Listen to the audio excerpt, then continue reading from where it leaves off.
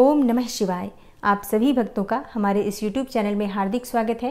भगवान भोलेनाथ और माता पार्वती आपकी समस्त कामनाओं को पूर्ण करें। भगवान शिव का अपने मन में ध्यान कीजिए और पूरे भक्ति भाव से इस पावन कथा का श्रवण करते हैं। श्री सनत कुमार जी ने श्री सदाशिव से कहा, हे देव, मैंने सब सुखों को देने वाले महात्म्य को सुना, अब श्रावण महीने के सोमवार व्रत की कथा भी सुनाइए। भगवान श्री सदाशिव ने सनत कुमार जी से कहा, हे सनत कुमार, रवि मेरी आँख है और उनका महात्म्य भी हर्ष का कारण है।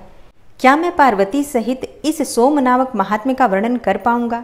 जो कुछ मैं इस सोम महात्म्य के संबंध में आपसे कह सकूंगा कहूंगा। सोम नाम चंद्रमा का नाम है। सोम ब्राह्मणों के राजा हैं। यज्ञ साधन सोमलता का नाम है। और अब तुम ध्यान देकर इन नामों के कारण को सुनो। यह सोमवार मेरा स्वरूप है, इसलिए इसको सोम नाम से पुकारा जाता है। यह संपूर्ण राज्य को प्रदान करने वाला होने के कारण अत्यंत उत्तम है। व्रत करने वाले को उत्तम फल प्रदान करने के कारण ही श्रेष्ठ है। हे सनत कुमार, अब तुम इसकी व्रत की विधि सुनो। मैं विस्तार पूर्वक तुम्हारे सन्मुख कहूँगा। 12 महीनों के सभी सोमवार व्रत करना उत्तम है। यदि कोई 12 महीनों के व्रत ना कर सके तो श्रावण मास के 4 या 5 सोमवारों को व्रत करे। इस मास में केवल एक सोमवार का व्रत करने से 1 वर्ष के सभी व्रतों का फल का भागी हो जाता है। प्राणी को चाहिए कि श्रावण शुक्ल पक्ष के प्रथम सोमवार को प्रातःकाल सोम व्रत का संकल्प करें। यदि श्रावण मास में 5 सोमवार हो तो 5 ही सोमवार को प्रातःकाल सोम व्रत का संकल्प करें और शाम को सदाशिव भगवान का अर्चन करें। सायंकाल में भगवान सदाशिव का षोडशोपचार विधि से पूजन करें। फिर एकाग्र मन से भगवान श्री सदाशिव की कथा को सुने। मैं इस सोमवार व्रत की विधि को तुमसे कहता हूँ, तुम ध्यानपूर्वक सुनो। श्रावण के महीने में पहले सोमवार को इस उत्तम व्रत को ग्रहण करना चाहिए। स्नान आदि करके हर प्रकार से शुद्ध होकर श्वेत वस्त्र धारण करने चाहिए। काम, क्रोध, अहंकार, द्वेष, चुगलखोरी आदि का त्याग करना चाहिए। मालती, मल्लिका आदि श्वेत पुष्पों तथा नाना पुष्पों से तथा अभिष्ट उपचारों से मूल मंत्र ओम नमः शिवाय या त्रयंबकम मंत्र से अर्चन करना चाहिए और हाथ जोड़कर कहना चाहिए, सर्वभयनाशन महादेव का मैं ध्यान करता हूँ। उग्र उग्रनाथ भव शशिमौली का ध्यान करता हूँ। इसी प्रकार देवेश का मनोहर उपचारों से अर्चन करना चाहिए। अपने धन के अनुसार इस व्रत को जो करता है उसके पुण्य फल को सुनो।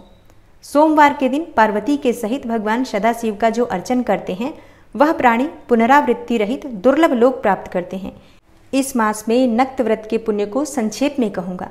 देव तथा दानवों से 7 जन्म के अभेद्य जो पाप हैं वह सब नक्त भोजन से नष्ट हो जाते हैं। इसमें संशय की रत्ती भर भी गुंजाइश नहीं है। इस उत्तम व्रत को उपवास द्वारा करना चाहिए। इस व्रत के करने से पुत्र की इच्छा वाले को पुत्र की प्राप्ति होती है तथा धन की इच्छा वाले को धन की प्राप्ति हो जाती है और वह इस लोक में सभी भोगों को भोग कर अंत में उत्तम विमान द्वारा रुद्रलोक को जाता है और वहां जाकर भी पूजनीय हो जाता है।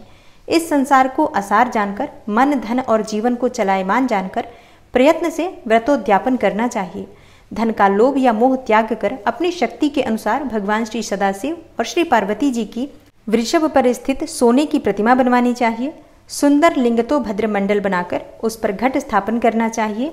घड़े के मुख पर तांबे अथवा कांसे के पात्र को रखकर उसके ऊपर पार्वती सहित भगवान श्री सदाशिव की प्रतिमा को विराजमान करना चाहिए।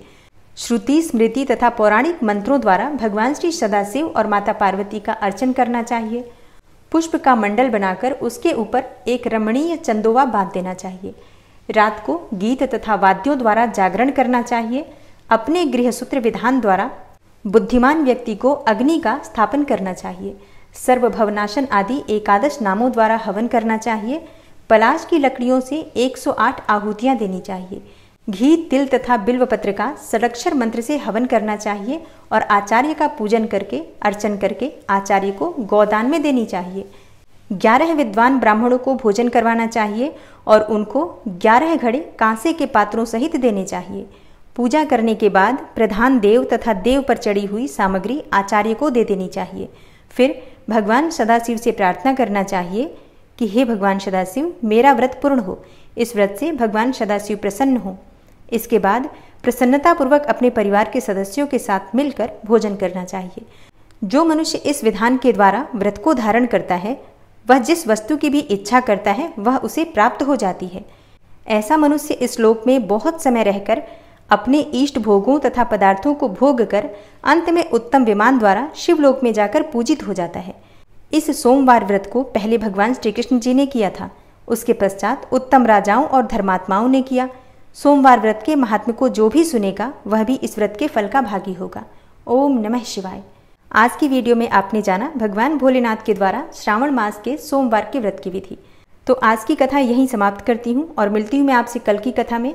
लेकिन आज की वीडियो अगर आपको अच्छी लगी हो तो वीडियो को लाइक करना बिल्कुल मत भूलिए।